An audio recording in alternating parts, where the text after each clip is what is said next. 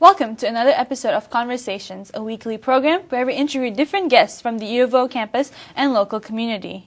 Most students agree that we spend a good amount of money to go to school here at the University of the Ozarks. However, how many of us actually know what part of the cost operating the school comes from our tuition fees? Chief Financial Officer Jeff Scaccia here to answer some questions on the school budget and where most of our money goes to. Thank you for joining us today.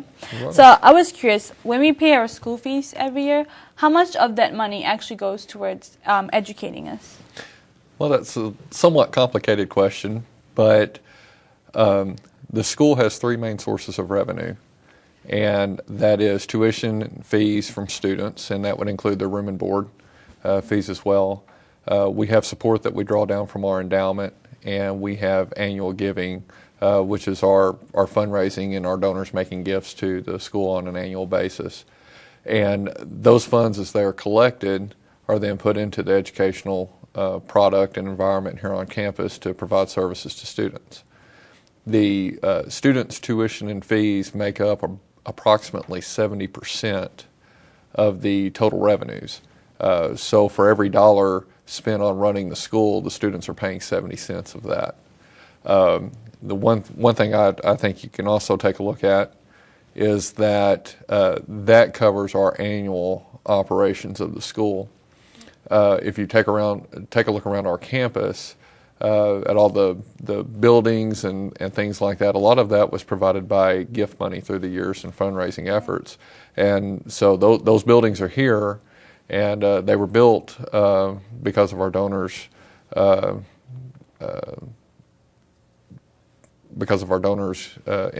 good intentions towards the school, and those costs are not being paid by the students. Right. So are there any highlights in next year's budgets that you think students will be excited about? Oh, I think there's quite a few. In next year's budget, or next year when the students return to school in August, all of the dorms will have wireless network access. Also, the students will find, as they live in the dorms, that their broadband will have increased. Currently, our bandwidth for the students' connection is approximately 20 megs worth of pipe that they're connecting to the internet through. Mm-hmm. And when they come here in August, that pipe will be 100 megs. So quite a bit of an increase, and the students will be guaranteed a 2 meg upload and download speed. That's better than what a cable modem would be at their house. Also next year, students will come back and they'll see construction beginning on the expansion of the Student Center and the new residence hall, which while they won't get the benefit of that next year, that they'll get to see it as it comes together, and that should be exciting because I know that there's been quite a bit of a call for fitness centers and an aerobics area, which will be included in the expanded Student Center, and also we'll have another new dorm in which they can stay in. Also in next year's budget, there was an allocation of $20,000 for a competitive grant fund for students that they can apply to for student enrichment opportunities that they may have, and this could cover study abroad, possible internships or research projects that they have access to, and that's there to help them take advantage of the opportunities that might present themselves to them. While the $20,000 can't cover everybody's desires, it is there to try to help, and there'll be a process set up where students can apply to that.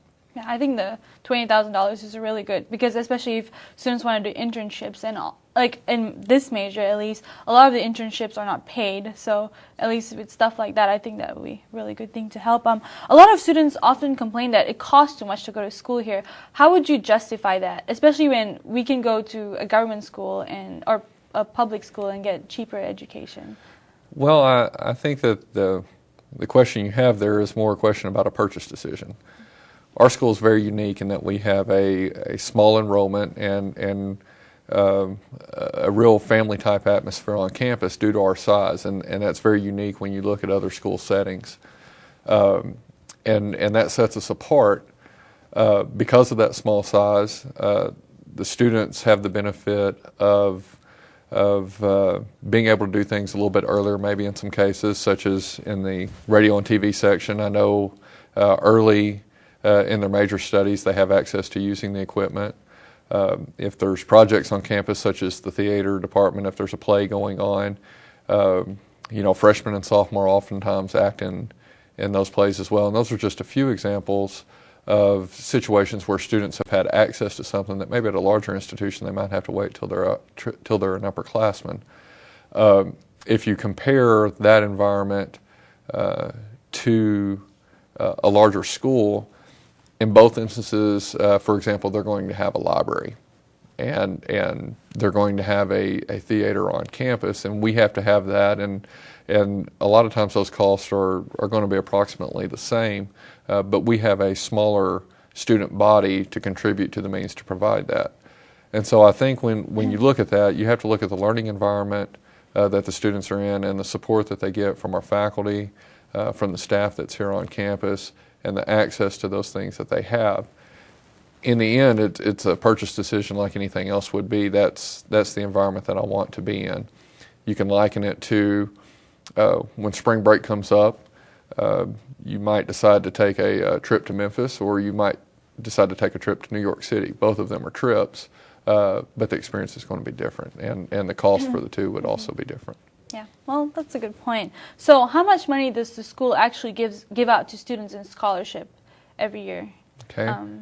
Well, for the budget for next year, we have budgeted over $5 million to give out to students. That'll be spread out for scholarship money.